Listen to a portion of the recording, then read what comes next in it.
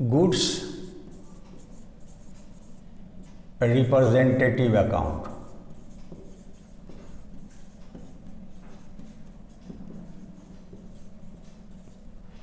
आप गौर करें तो गुड्स तो बताए हैं पिछले वीडियो में, गुड्स बिजनेस गुड्स किसको कहा जाता है? बिजनेस गुड्स जिस वस्तु के में क्रय विक्रय के रूप में या अदर डीलिंग किया जाता है, बिजनेस डीलिंग, उसी वस्तु को, उसी करंट कमोडिटीज़ को, चालू वस्तुओं को क्या कहा जाता है? बिजनेस गुड्स कहा जाता है। तो गुड्स आप ₹10 में परचेज करते हो, यानी 10 रुपये में ख़रीदते हो, 25 में बेचते हो, तो बेचने में गुड्स जा रहा है लेकिन 25 रुपया वैल्यू लगाया जा रहा है, उसका मेजरमेंट क्या हो रहा है? 25 रुपीज़ का। और जब हम गुड्स खरीदे थे तो 10 रुपीज़ का गुड्स आया, तो 10 एक मार्कर आया आपके पास 10 रुपीज़ में, उसी मार्कर, एक ही मार्कर को आपने 25 में डिस्पोज ऑफ किया, यानी सेल किया। तो गौर करिए, एक बार वही गुड्स का वैल्यू हो रहा है 10 और दूसरे बार में उसी गुड्स का वैल्यू हो रहा है 25, जबकि कोई एक्स्ट्रा गुड्स नहीं है।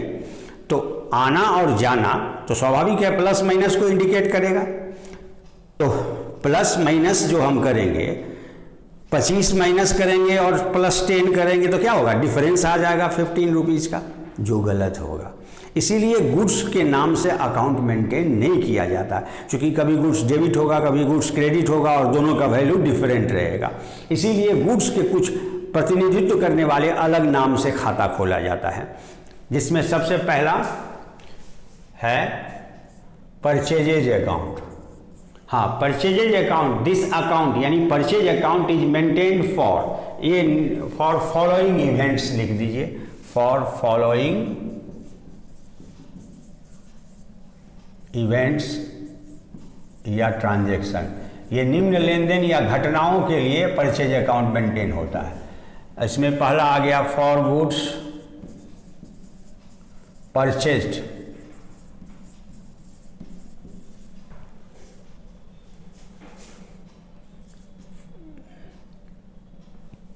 टू रीसेल, यानी पुनः बेचने के लिए गुड्स खरीदा।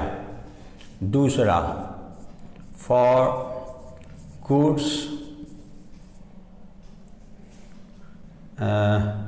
विथड्रॉन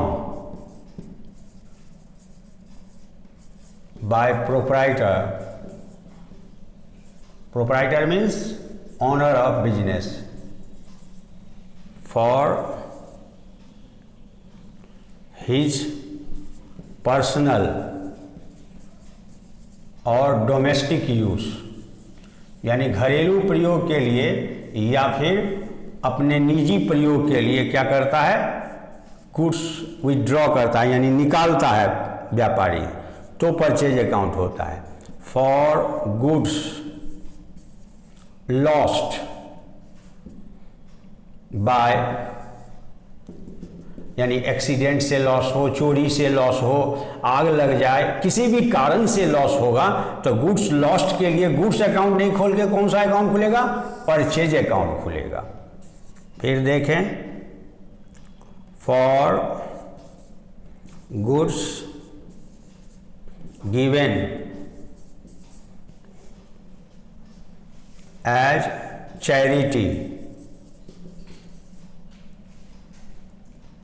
दान में अगर आप गुड्स देते हो।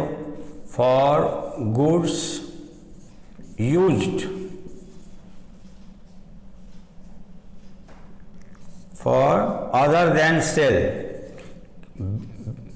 बिक्री के अलावा कोई भी कार्य के लिए अगर आप गुड्स यूज करते हो, जैसे ऑफिस में ही वही चीज़ का ज़रूरत पड़ता, मान लीजिए स्टेशनरी का आपका बड़ा बिजनेस है, कारोबार है, तो आपका बुक्स एंड अकाउंट्स मेंटेन होगा ऑफिस में, तो उसके लिए स्टेशनरी कहीं और से नहीं ला करके अपने दुकान से, गोडाउन से ही दे दिए, तो जो खरीदे थे वही न दिए।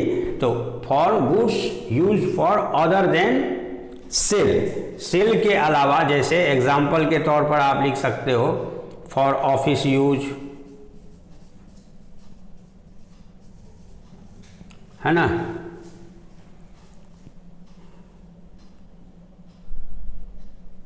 ETC, है ना। तो एग्जाम्पल के तौर पर ऑफिस यूज के लिए किया गया। तो ये सारी घटना में से कोई भी घटनाएं अगर घटती हैं तो उसके लिए परचेज अकाउंट ही मेंटेन होगा, चाहे आप गुड्स परचेज करो, चाहे आप गुड्स पर्सनल यूज़ के लिए या डोमेस्टिक यूज़ के लिए निकालो, या गुड्स लॉस्ट हो जाए, या गुड्स चैरिटी में दे दो, या गुड्स फ्री सैंपल में बांट दो। फॉर यहीं पे लिख देते हैं, इसी में आप समझ जाइएगा। ऑफिस यूज या एडवर्टीजमेंट पर्पस,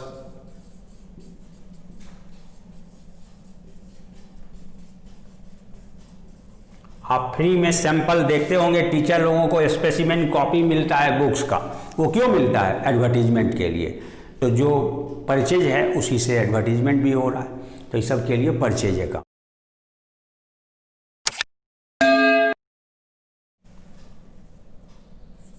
सेकेंड है sales account. It is maintained for only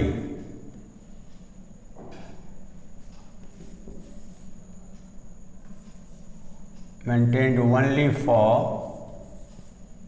goods sold, यानी जब गुड्स बेचते हैं तो उसके लिए एक ही अकाउंट होता है, सेल्स अकाउंट। चाहे आप कैश बेसिस सेल करो या क्रेडिट बेसिस सेल करो, नगद बेचो या उधार, गुड्स बेचते हैं तो उसके लिए सेल्स अकाउंट होता है। सेल्स अकाउंट फिर कहीं यूज नहीं होगा, सिवाय सेल्स के किसी और घटना के लिए सेल्स अकाउंट नहीं होगा। Third, purchase return account.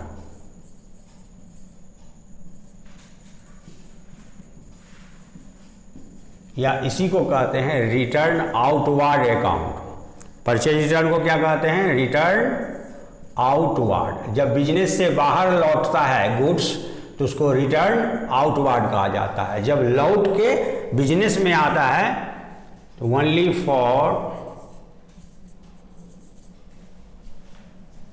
Goods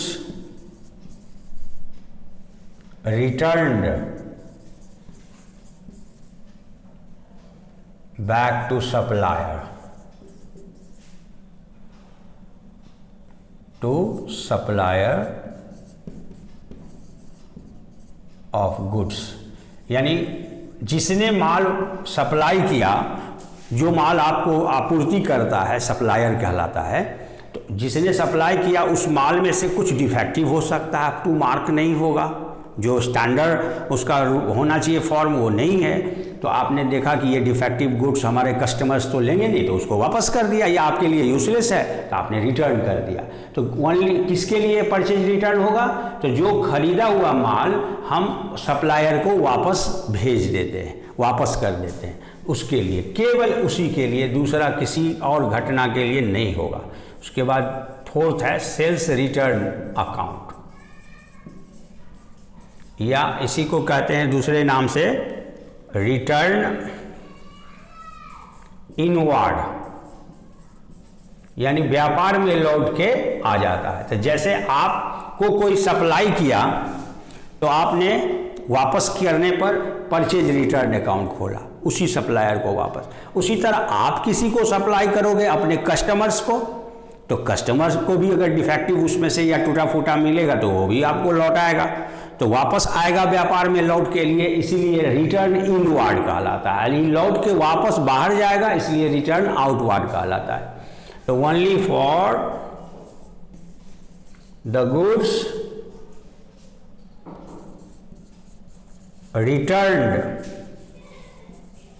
by customer, customer के द्वारा जो माल लौटाया जाएगा व्यापार को, टू बिजनेस, यानी व्यापार को जो कस्टमर लौटाएगा तो उसके लिए सेल्स रिटर्न। ये चार घटनाएं हैं, माल खरीदना, बेचना, माल वापस करना, माल वापस लेना, ये चार के लिए सेपरेट अकाउंट है। गुड्स नाम से अकाउंट अब नहीं खोला जाता। पहले जैसे जैसे अकाउंटिंग में समस्या होने लगी वैसे वैसे चेंजेस तो आता ही है। तो अर्लियर स्टेज में तो गुड्स अकाउंट मेंटेन हो रहा था, लेकिन उससे प्रॉब्लम हो रहा था क्योंकि वैल्यू में अंतर होता है सब घटना के, इसीलिए सेपरेट घटना के लिए अलग अलग चार अकाउंट कर दिया गया। केवल परचेज अकाउंट ही एक ऐसा है जो खरीदने के अलावा अन्य प्रकार से यूज करने पर भी परचेज अकाउंट ही होता है, बाकी सब जो है सेपरेट सिंगल एसेट है। ओके, आज के लिए इतना ही। Thank you.